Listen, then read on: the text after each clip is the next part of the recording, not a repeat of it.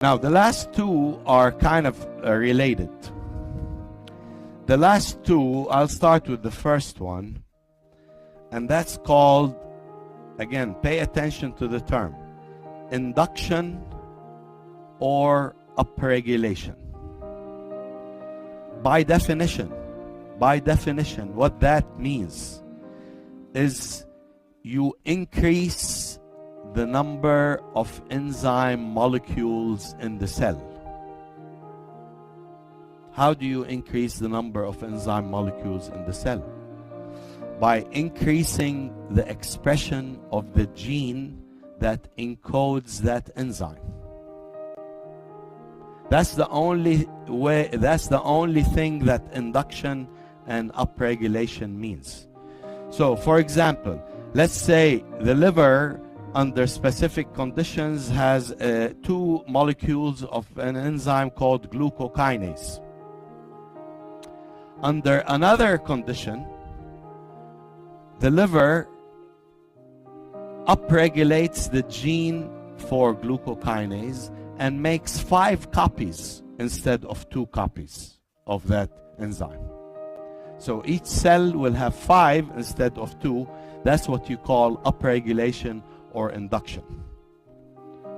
When you do that, you're not necessarily activating the enzyme, but you're providing the cell with more enzyme.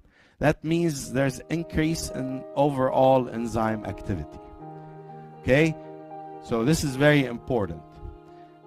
Now down here, this is called repression, which is the reverse. That means under certain circumstances, the cells may decide to downregulate the expression of a specific enzyme. We don't need that enzyme, so the cell doesn't produce that enzyme, okay, or reduces the amount of that enzyme. That's specifically called repression or downregulation. Okay? These last two I want you to pay attention to are the slowest of all enzyme regulatory mechanisms. The reason they are slower because obviously they involve multiple steps. You have gene expression. That means you have to transcribe the gene. Then the transcribed gene is going to be translated. The messenger RNA is going to be translated into protein. The protein is going to be synthesized in the ER and it's going to be modified. So all of those steps take more time. So these last two usually are the slowest, meaning they can take several hours, in some cases days. If you like this video, please subscribe. Thank you.